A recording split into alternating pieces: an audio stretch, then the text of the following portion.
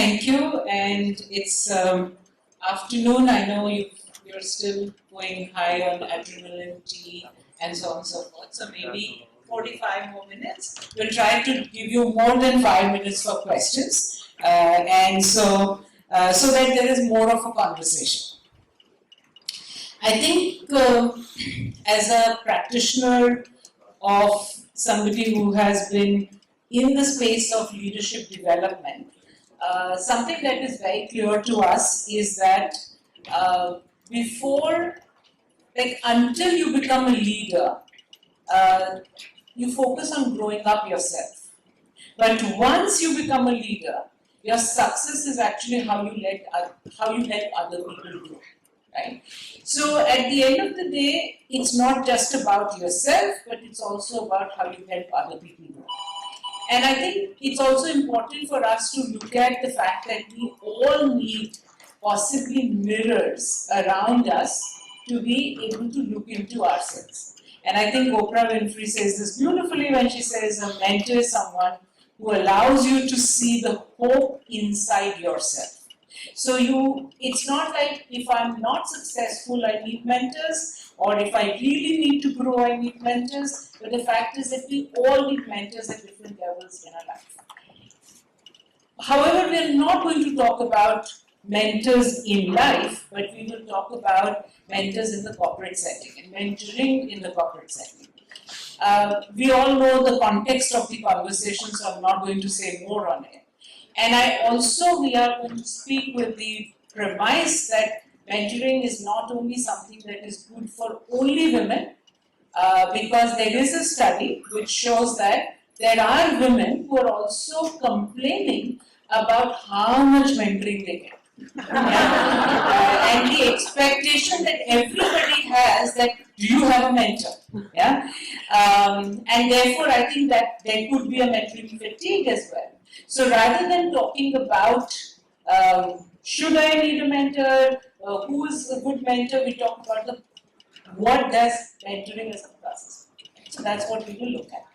So I'm going to start off by asking, these are all of you are very experienced, and therefore I think it may be best for us to put our experiences in some kind of a framework or some kind of a way to talk about, so that we can all possibly not only learn from each other, but also help reflection on this entire process of mentoring and mentorship. So,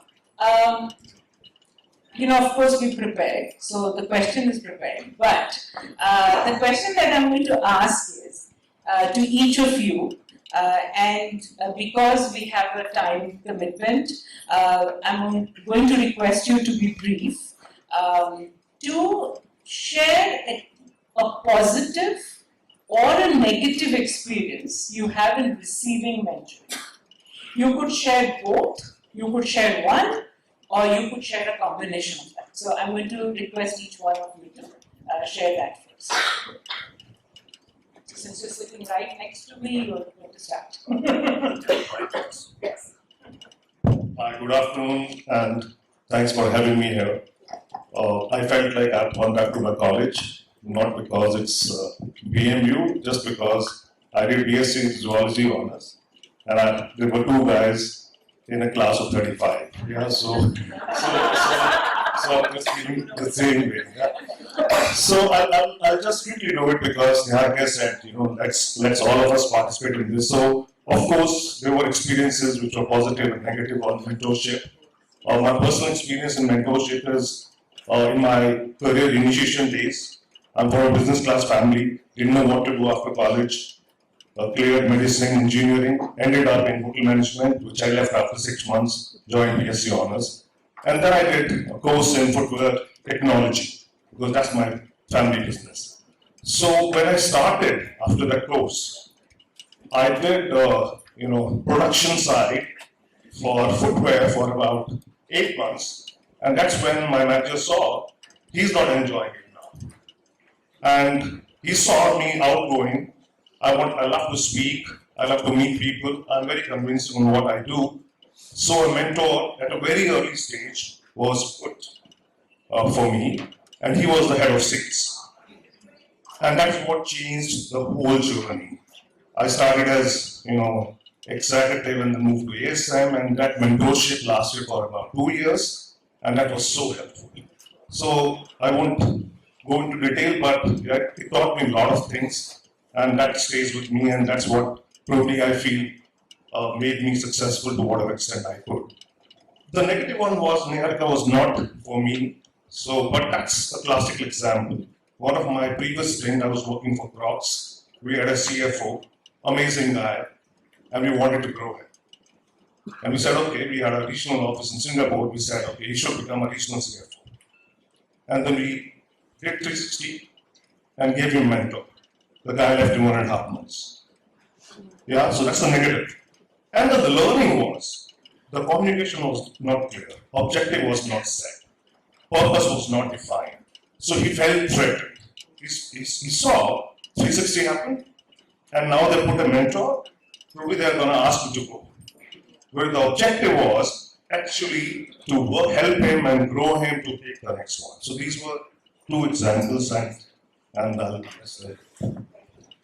Thank you. Thank you, Deepak, for bringing out that very important perspective on the negative aspect. My name is Priya. I lead leadership development for Birla Group, very, very large organization. I was the unhappy recipient of mentoring very, very early in my career, when I would constantly struggle to make sense of the so-called advice that I perceived it as, that my boss was constantly rolling out to me. It didn't make sense to me. I was in that, I can't say fresh out of college, I had worked for about 3-4 years by then, still wet behind the ears, as they say. And I was put into a really, really large project that completely made me feel out of sorts. And I was sitting and telling my friends कि बहुत गलती कर दी मैंने ये organization join करके और ये तो project मुझसे कभी होगा ही नहीं. And on top of that, my boss was taking absolutely zero interest in me. I did not have everyday reviews. He was not asking me for Excel sheet status every day. He was not checking in on me. Basically, he had left me to my own devices. And he would casually tell me, "Chal Thursday को ना मिलके इसका review करते हैं."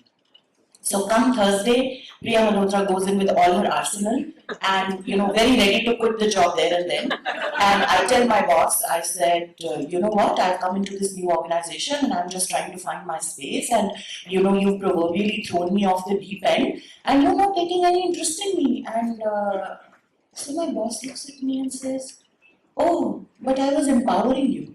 It was such a penny drop moment for me that women's empowerment, something that I was militant about and had won debates and, competitions in school and college and had spoken about it to all and said, this is when it is happening to you. When empowerment is happening to you, you need to learn to recognize it. And the second thing he told me, which was a mentoring advice that sticks with me till date, he says, learn to see the potential others see in you. Trust me, I've been in this game far longer. I know that you can do it. Frustrate mat ho, lage raho. So without a structured mentoring environment, that was really, really useful piece.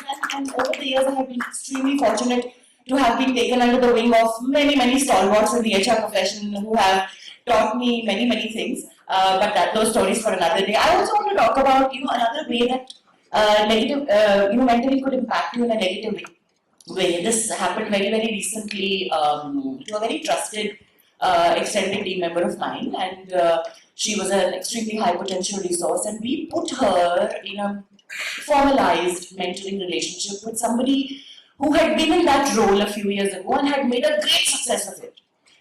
And we discovered after a few months that our new person was getting a bit frustrated because the older person, the mentor in this relationship, was actually trying to create a clone of themselves. So there was, this casual, from in the intent of bringing tacit knowledge to explicit, there was this casual organizational trauma dumping that was happening. हमारे time तो ऐसे होता था, हमें तो कभी ये नहीं मिलता था, और तुम देखोगे ये लोग ऐसे करेंगे. This is called trauma dumping, and in an organization context can be extremely dangerous for a young person who's just starting out in their career, because organizational dynamics change, environments change, stakeholder management ways change, because everybody is on a growth journey. So people who would have responded in a certain way 5 years back would respond in a different way today. And so therefore, understanding and coaching your mentors on what being a mentor means and what's acceptable and not acceptable is a very, very key learning from that for me. Over to you, Rachna's. I love that. So my name is Rachna, and I'm Rachna Bhanot. I'll have to specify. I'm Rachna Bhanot, and I work with IBM. I'm the Chief of Staff for IBM. I do a lot of strategy planning, and in my past roles, done lots of talent and HR roles in different paradigms. So I'm going to relate something, which Priya talked about very similarly. I mean, this is a personal experience that I kind of encountered myself. So I'll start with, what really inclusion means to me. Inclusion is really something that is free from all biases. You feel valued, I feel valued, everybody feels valued, yeah. And it's important that our environments actually get inclusion almost like the oxygen that we breathe. So it's omnipresent everywhere. We are stronger together. And that's really important for us all to understand. Each one of you is stronger when you're together with the others. So with that premise, I'll share my incident. Here I was, a very high potential, youngster trying to pave my way into my career. And I had one baby already. She's a little girl of about 4 years, and I had my second child. When I had my second child, there was this wonderful opportunity that emerged for going to Singapore and doing the new role, and everybody said the right person to really take that on is Rachna. And lo and behold, my mentor was somebody who had a seat on the table, and I had discussed with him, all my vulnerabilities. Child is this problem with the child. This is the challenge I'm facing on my career. This is the challenge I'm facing on my education. This is the challenge I'm facing. So all my vulnerabilities, which anybody would typically share with a mentor, right? I had shared. This person had a seat on the table. So he took a call and he said, well, Rachna has challenges in her life. I don't think she will be okay to travel. I don't think she will be able to go to another city. How will she manage about her family? This is typecasting. How can you just do that and take decisions on somebody else's behalf? The good thing is, I emerged, talked it over, and I got the job. I did that job subsequently. But it taught me that being a mentor is not just, okay, I'm here to give you advice and, we talk it over. No.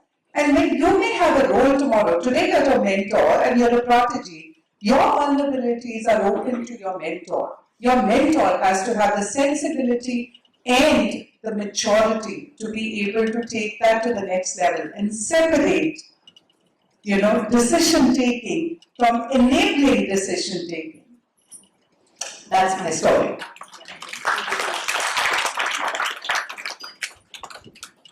Hi, I'm also Rachna, so it's always great to be having a namesake along with you in this wonderful place. So thank you everyone, and thank you the university for having all of us here. So my personal experience with mentoring has been very, very powerful. And like many of us shared, I think my first mentor was assigned when I had around 4.5, 5 years of experience, so that was my first one. And he was from a leadership team, and I was like one of the HR talent inside, right? So that was pretty early in age. The one that I would want to share and how deeply it impacted me. So I'm a pro mentoring example here, okay? Very, very, because Dr. Geeta spoke in the last panel. As teachers, they were the mentors. And then we were in the universities and we had few academic professors who made a difference to you. They would not even know they are making a difference, but you did get impact. And then, that journey continues. So for me, mentoring is always a God-sent opportunity.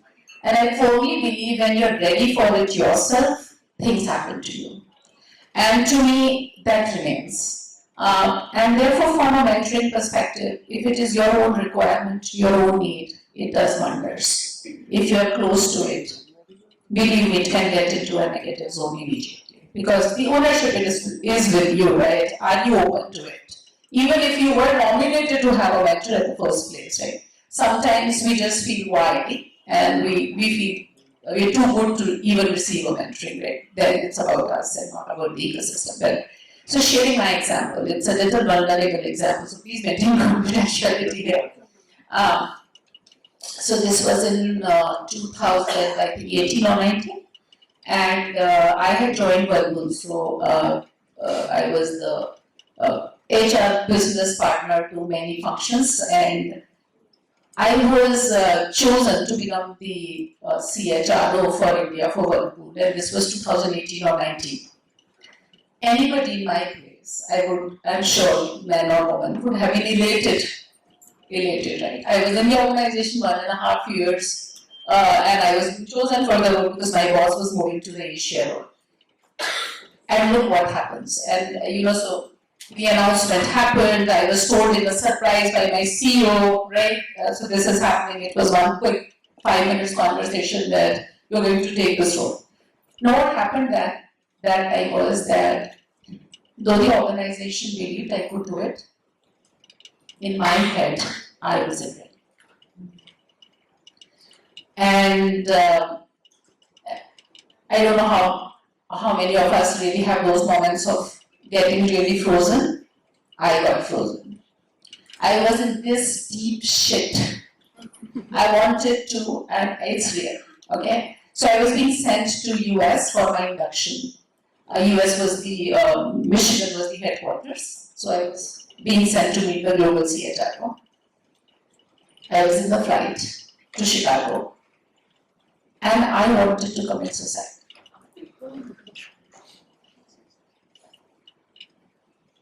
And you know what? I'm not enjoying it because the person who was doing the role before me, very respected, and he loved me, right? I loved him. Right? And I was like thinking I was too small to do that role. The organization believed, your boss believed, your CEO believed. In my head, I didn't believe myself. And that was the journey. So I did that visit, didn't want to attend anything which was after the office hours, wanted to be inside the room, shut down. And I came back to India. That was my state. Thankfully, the organization at that time, because it was a leadership transition, had provided me with a coach. So right now, just blurring the boundaries between mentoring and coaching. And this particular person, he was external to the organization, his name is Shankar, and he belongs to ISAPS. And he was my coach. And he told me, Rachna, you don't look okay. So I said, I just want to run away. And in that moment, he said, Rachna, when you're feeling small, look at the power of the role when you do not have the power of the self. Now that was the turning point in my life. Till you start believing in yourself and start exercising your responsibilities, there is already a role which is giving you a little power. And he said, start operating from that power of the role and you'll get it.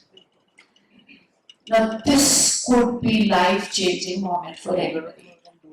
A small sentence. And I would just therefore think, if you're open, there is universe, there is something conspiring to help you. And that helped me too. So that's my journey of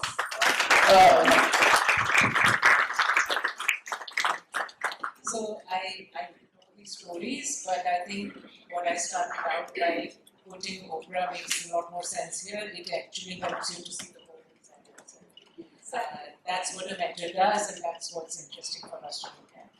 I think we've heard interesting perspectives just in having the sharing, including things like it is something that provides opportunity, it is something that can provide a career change.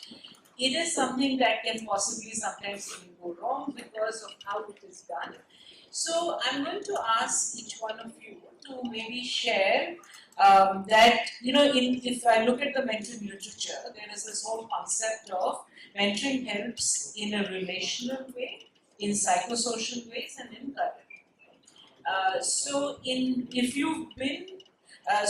Now I ask you from the perspective of the givers or setting up of mentoring. So any experiences around that, where you've actually set it up to provide either of these or all of these in some way or the other. We may not need to go through each one of you, but whoever feels really compelled to speak about it might want to, and that's it. Yeah, thank you for that. So maybe I'll start with a small real-time example and then relate to how it works and how it can work. So before the Timex group, I was working for another company called Tupperware. Yeah. So we had 100,000 women sales force, as we call it, and it's a direct selling model. And we had about 100 distributors who used to serve these 100,000 sales force, all women, 100%. Yeah. Of course, the back end was managed by the family, which could be men or women, but it was all 100%. So I was working with Prof, got a call from them. They said, the model is not working. Direct selling is not working, which rightly so, because social media, people don't have time to go and have a party or, go to somebody's house to see the product and then get the products, in 12 days. In today's time, when you get things in 10 minutes, blanket, yeah. So that was the challenge which I had. And that is where I had to take a call. What do I do? The challenge was to make it commercial model. When you sell through online, open store, sell through Big Bazaar, sell through, department store, hypermarkets. But there were 100,000 women, and there were 100, distributors who have been with us for about, on an average, 25 years. So the call was taken that we will still go multi-channel, but we'll engage them in the new model. So that was the call. And that is where, I don't know whether it qualifies as mentorship or allyship, it was a large change management to explain them why we are doing what we are doing and what does it bring for them. And I personally believe, Neharika, mentoring at this point in time is not only related to sharing knowledge or your work. A war in Gaza means your Dubai office people who are Jewish, you have to do something. Yeah, so maybe went into that extent. So we went into allyship. So we explained them what we are doing and how you can be engaged. You have to change the way you have to do business rather than don't be, threatened that today now Tupperware will open stores, people will go and pick up and go. You open the stores. You sell online. You go social. You go digital. Rather than, change yourself. And that's what I feel was a huge allyship mentorship exercise involving 100,000 women around, and the whole leadership team was, entrusted with this, and that is where we changed the model, a large change management without impacting. So, yeah, a few learnings have been like, I feel, men, women, of course, men are from Mars, women are from Venus. Doesn't mean Venus is smaller than Mars, yeah, so don't take it that way. So there are peculiarities. So one, I don't think gender comes first, it is individual. You can't have a single program mentorship for, two different people in the same team, in the same environment, same organization, same department. You have to have a very, very curated program, not only program, I would say. It has to be a mentorship which is absolutely curated for a person. Of course, gender brings some specifics which have to be addressed. But within the same gender also there has to be specifics. That's one. And secondly, as a business leader, I feel the mentorship now is not just a moral imperative. It is a strategic necessity. If you don't do it, you don't do it.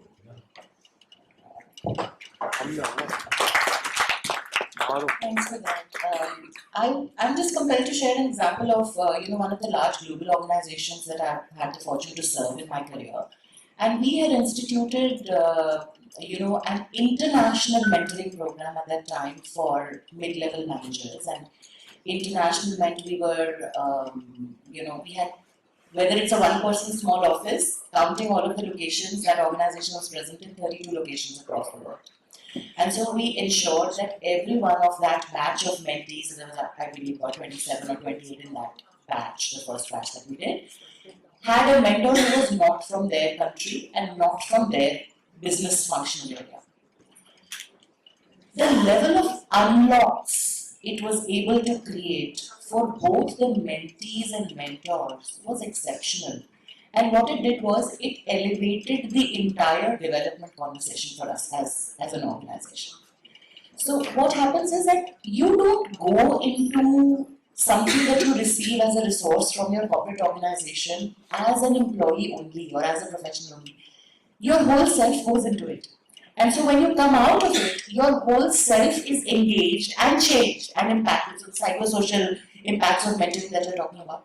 So, so that was one. The intentionality was twofold in that program. One was that it has to be an international mentoring program. And the second was that it has to be structured in a way that the mentors have to be trained to be mentors and the mentees have to be trained to be mentees. So you know what you're getting from the equation. So at least the framework and the boundary is drawn, but obviously what comes out of it is far, far richer than what we set out to do. But just responding that, the unlocks are very, very personal. And when as a whole self, you get into a situation that forces you to think about different patterns of thought. That's what the international part of it was. Different patterns of thought, different ways of looking at things, different ways of evaluating decisions. It makes you a far richer professional and, like I said, elevates the entire conversation. Wonderful. So those are two beautiful examples of how change management and organizational level changes can make a difference. So let's kind of bring it back to one individual and how can one individual impact a whole ecosystem in totality. So here's the story. And I spoke to the person who got impacted by this, and I'm going to read that out. She said one word. She said this sentence to me. She said, "This mentor happened to be me, was to me as an anchor in a drifting boat in a deep ocean." Now, let me just narrate to you, why did this person say what this person said? Like most of us, women get married, have children, and then you're at a crossroad. Family, career, children, health, what is really important? At that point in time, priority happened to be family, health, and children, and therefore career took a back seat. We are not talking post-COVID era where hybrid working, flexibility, and things like this are now natural, right?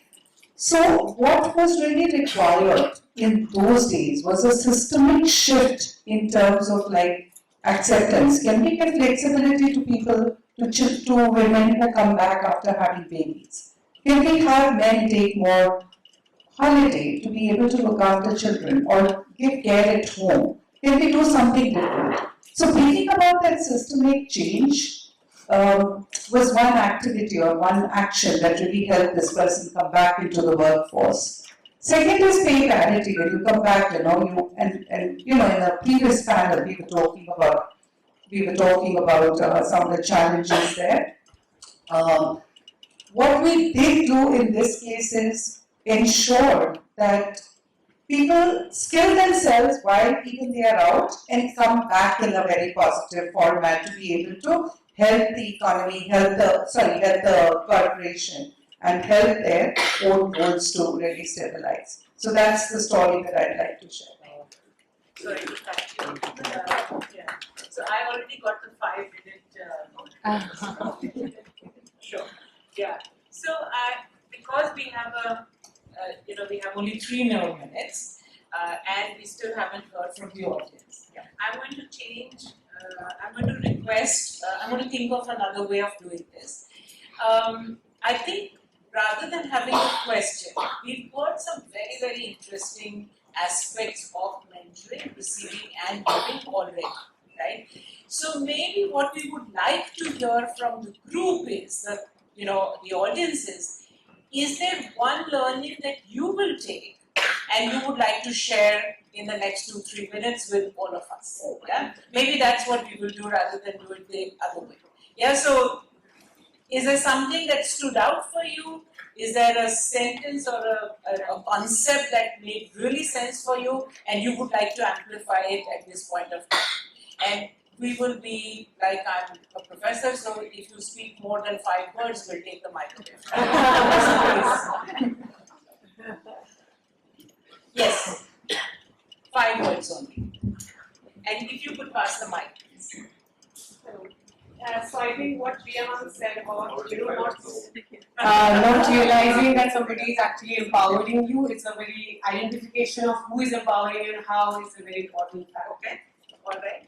So look out for what it can come in many Where are you ways. getting empowered from? I think what I take away is as a mentee, I have not put it all on the mentor to take care of me. I have to be still as responsible for my own growth as the mentor is invested. I have to be as more invested. So I think that is from the negative experiences I can have. Thank you so much. Yes, thank you. So my takeaway is, are you open to mentoring?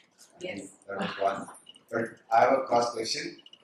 Is it serendipity when it comes to mentoring because in your life journey, or is it like something which is very structured, you took it up and it happened?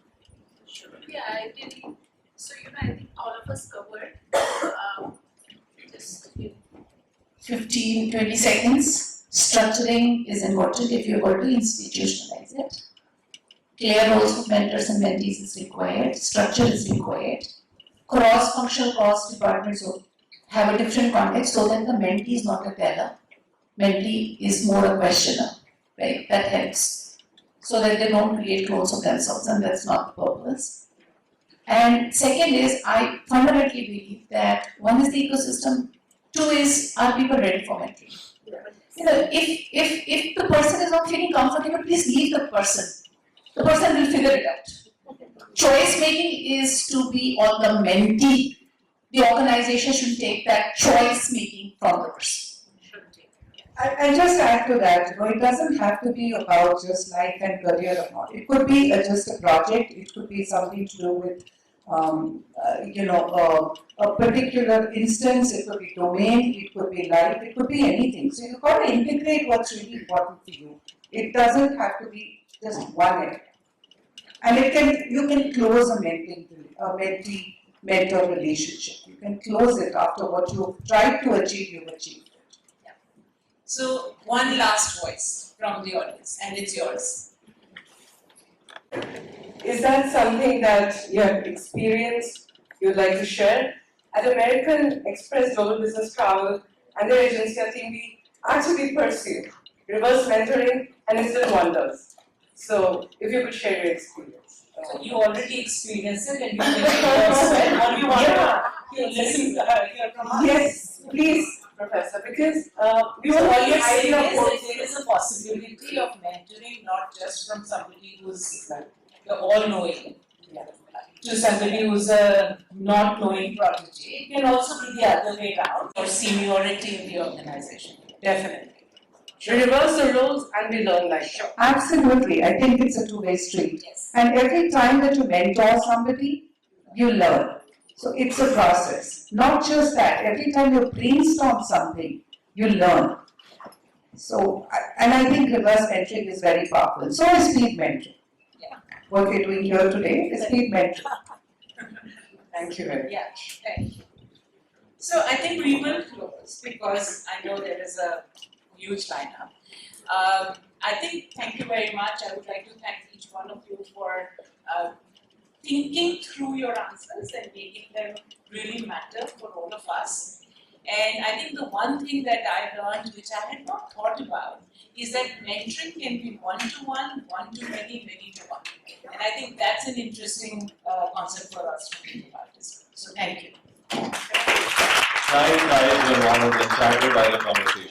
But due to the paucity of time, we cannot take any further questions. So in case you do have any, you can directly interact with the panelists during the lunch break.